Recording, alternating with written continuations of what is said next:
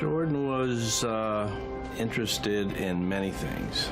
A quiet kid, but very focused. He was a funny little kid, real quiet, kind of reserved. He was always very smart. He was a great little kid. Once he knew what he could do, whether it was in a math class or gym, then you couldn't stop him. He loved the game. He saw that his brother liked the game also, and when he saw what it was all about, he was hooked. You know, the normal little brother wants to beat big brother. I also wanted to beat his friends and stuff, so I'm 9 or 10 years old. We have one family computer, and my brother's basically taken ownership of it. I would have to like crawl in his room and like be out of his sight. As soon as I can hop on the computer, I was like, this is something I can beat him at. The typical younger brother thing is that you want to keep up with whatever they're doing, whether it's running fast, playing basketball, whatever. We joined this little roller hockey league. Kids were kind of picking on him a little bit, so I went over to kind of protect him, and he pushed me back, and he goes, I got this. And he went right after him, and that really stood out. Okay, the little kid's tough.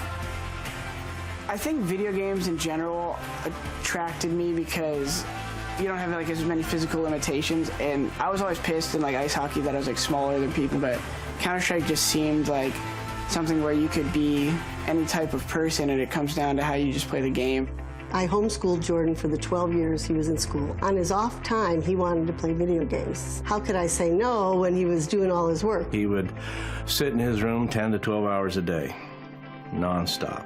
And when I saw how effortlessly he was improving and growing so fast, I just decided that I was going to go as far as I wanted to go with it.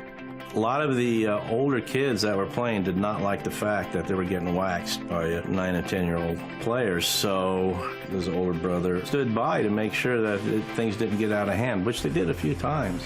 I used to go and pick him up from LAN centers because people twice his age were trying to fight him because he just won in a tournament or did something, and you know, he looked like a little goofball. To know that my family supports me is something I took for granted for a little while because I didn't realize how many people's parents put a negative connotation on them being on the computer.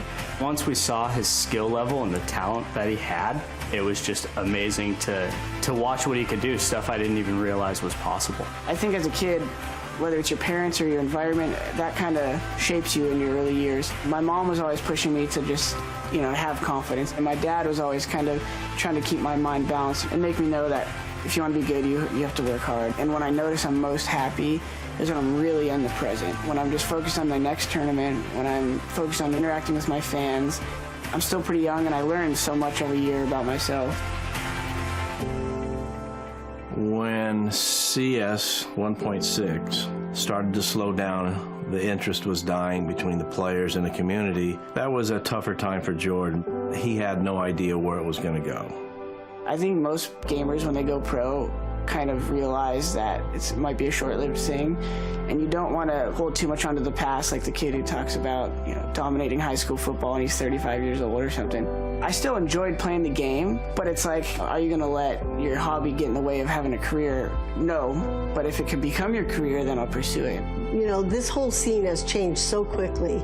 We're fascinated with it. So even as this thing winds down, whenever that will be, I think he'll stay in the esports. You know, he started playing, and he was able to make this career out of what he loved to do, and just seeing that you're actually able to live a dream is pretty inspiring. And if you could find fulfillment, my only suggestion is give in to that for as long as it's feasible. And that's the decision I made with Counter-Strike. As long as I wasn't homeless, I was going to try to play Counter-Strike.